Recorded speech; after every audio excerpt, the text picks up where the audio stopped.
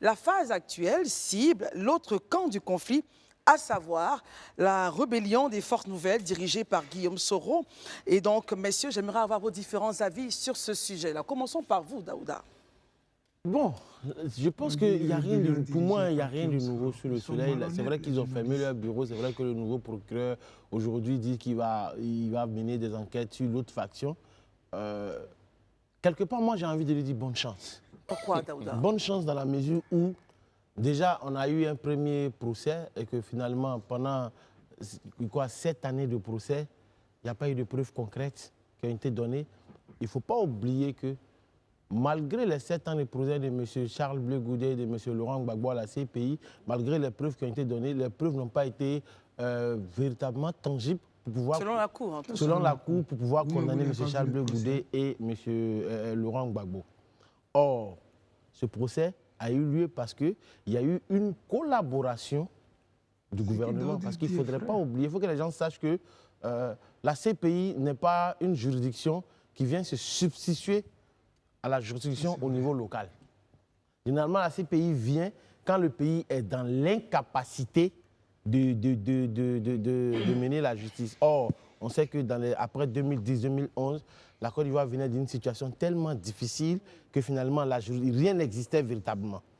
Donc, quand on finit de faire tout ça et qu'aujourd'hui, la juridiction, aujourd'hui, le pays, après 14 ans, le pays est en place, l'état de droit est en place, et que le président, on se rappelle tous, avait dit en son temps qu'il n'enverrait plus personne à la haie. Donc, si malgré la collaboration, rien n'a été fait, je me pose la question si aujourd'hui, l'État de Côte d'Ivoire dit « Ok, nous, on peut juger nos gens, on peut faire ce qu'on veut ». Donc, finalement, je me demande comment ça va se passer. En tout cas, je reste dans l'expectative, en fait. Très bien. Marius, voilà. Votre point de vue? Non, mais il a dit un conflit, il faut plusieurs acteurs pour qu'il y ait un conflit. Un camp a été jugé et ce camp a été acquitté de toute charge qui pesait contre ce camp, hein, contre eux, et ils sont même rentrés dans leur pays. Alors, les Ivoiriens s'interrogent et la communauté internationale avec eux pour savoir qui est-ce qui a engendré tous ces morts. 3000 morts par-ci, dont 800 en une journée à Diokwe. Mais on a besoin quand même que l'histoire retienne quels sont ceux qui ont été l'auteur de ces crimes. Donc pour vous, c'est une bonne nouvelle que ce que déclare la CPI? Il faut bien que la CPI continue parce que les Ivoiriens ont besoin de savoir, et la communauté internationale avec eux,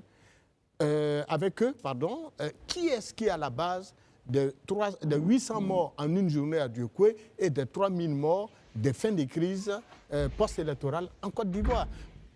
Au-delà de cet aspect des choses, il ne revient pas à nous autres d'incriminer tel camp ou tel autre.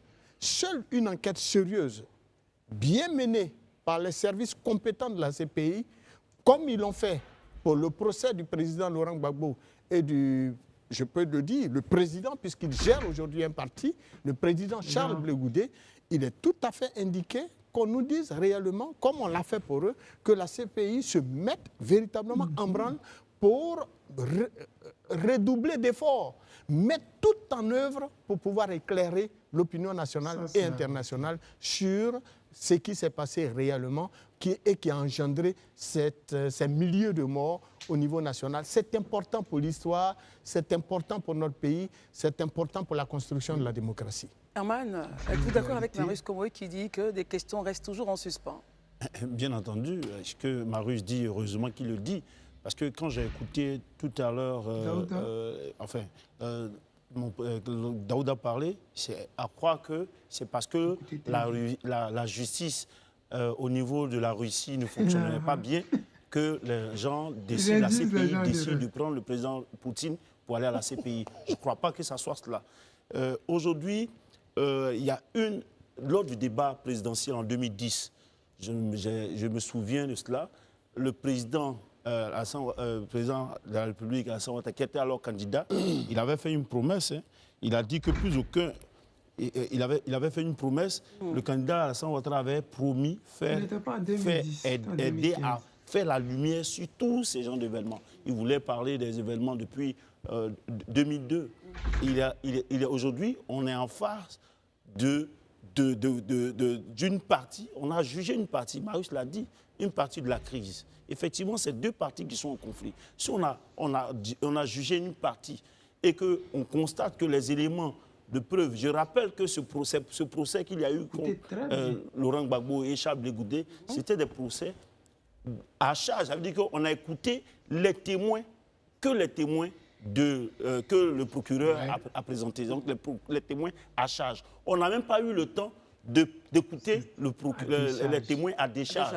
C'est pour dire, et le tribunal a jugé qu'il n'était pas coupable et il n'y avait pas des éléments probants. Donc ça veut dire qu'il faut regarder, aujourd'hui, si on est dans une quête de connaître la vérité, si on veut savoir la vérité, il faut bien que les deux parties, il faut qu'on juge aussi, on continue d'observer aussi dans les deux parties, parce que les victimes, il y a eu dans un camp comme dans l'autre, comme je dis toujours. Donc c'est pour la CPI joue sa crédibilité. Donc pour elle-même, elle a le droit, elle a l'urgence, elle a l'obligation de faire en sorte que cette partie de l'enquête-là aboutisse pour qu'on sache exactement et après qu'on sache qui a fait quoi, qui n'a pas fait quoi dans cette crise qu'on a connue. Mais je reste avec vous. Les gens ont peur de s'exprimer sur les plateaux télé en Côte d'Ivoire. Ils ont peur de s'exprimer sur ce sujet-là. Ça tremble. Regardez le journaliste, il titube, il n'arrive même pas à s'exprimer. Il ne sait pas qu'est-ce qu'il va dire. Même quand il veut dire la vérité, il a peur parce que la vérité, ça dérange au Dramanistan. La vérité, ça dérange en Côte d'Ivoire. En Côte d'Ivoire, les gens n'aiment pas la vérité, ils aiment les mensonges. C'est pour cela que vous voyez Daouda, c'est le chouchou des télévisions ivoiriennes. Parce que celui-là, c'est un menteur chronique, celui-là, c'est un menteur patenté. Celui-là, c'est vraiment un Daouda, c'est-à-dire qu'il est le comportement, il est le typique djoula de la Côte d'Ivoire, c'est-à-dire que Draman Ouattara, tous les crimes d'Alassane Draman Ouattara, les gens ferment les yeux sur ça. Vous avez vu l'intro de la dame. Elle a dit le camp de la rébellion dirigé par Soro Guillaume.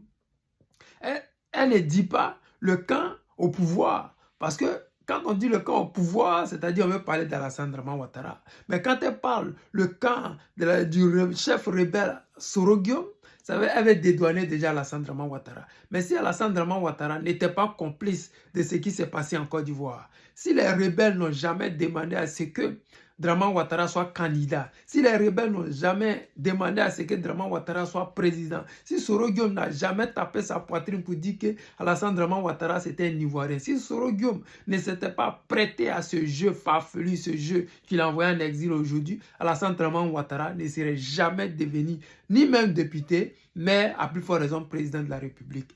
Oui, mais aujourd'hui, Alassane Draman Ouattara n'a pas le courage de dire à la CPI de poursuivre l'autre camp. Parce que si tu es blanc comme neige, comment expliquer que les Kone Zakaria, les Ouattao, les shérifs Ousmane, tous les chefs rebelles, tous les chefs de gangs, parce que eux là, on ne sait plus comment on va les appeler, tous ces gangsters là qui ont égorgé et ventré des femmes, qui ont, comment on dit, mougou le cul des gens, qui ont mis des kalachnikovs dans le derrière des gens, qui ont fait plein d'atrocités, qui ont mis plus de 60 gendarmes dans des conteneurs et qui les ont laissés suffoquer au soleil, là-bas à Bouaké. Draman Ouattara, s'il n'était pas complice de ces personnes-là, il y a longtemps, il les aurait déjà envoyés à la CPI. Quand Daouda dit, et que je dis ici d'accord avec Daouda, c'est ça. Si le parti au pouvoir n'est pas prêt à ce qu'on les amène à la CPI, ils n'iront jamais. Parce qu'ils vont tout faire pour empêcher ces juridictions-là de pouvoir s'exprimer, ces enquêteurs-là de pouvoir s'exprimer. Mais ce qui est bien, c'est qu'ils ont collaboré pour le président Gbagbo Laurent. C'est ça la réalité. C'est ça la différence entre le président Laurent Gbagbo et Alassane Draman Ouattara. Draman Ouattara a collaboré avec la justice internationale pour empêcher, oui, le président Laurent Gbagbo de sortir de prison. Mais hélas, comme il n'y avait pas de preuves, comme ils n'ont rien contre le président Laurent Gbagbo, et que nous, Ivoiriens, qui avons vécu en Côte d'Ivoire, savons que ceux qui ont perpétré des crimes en Côte d'Ivoire, c'est Alassane Draman Ouattara et sa rébellion. Quand on nous parle de Soro Guillaume, c'est le fils d'Alassane Draman Ouattara. Soro Guillaume qui respirait, qui vivait, qui ne jurait que par Alassane Draman Ouattara. Soro Guillaume qui était un étudiant à 28 ans, il ne pouvait même pas acheter une calache. Comment être à la tête d'une rébellion? Vous savez très bien que c'est Alassane Draman Ouattara qui a financé cette rébellion. Kone Zakaria nous l'a dit, Kone Zakaria est encore en vie. Demandons-lui et essayons de l'envoyer à la CPI et on verra si Kone Zakaria, il a eu tort de dire dans cette vidéo que les personnes qui nous donnent 25 millions chaque fin du mois pour nous permettre de nous nourrir, Alassane Draman Ouattara, cela allait jamais arriver. Donc les amis, c'était le président Lota, l'ami des dirigeants qui se respectent. Je vous aime, je vous dis à tout à l'heure. Ciao.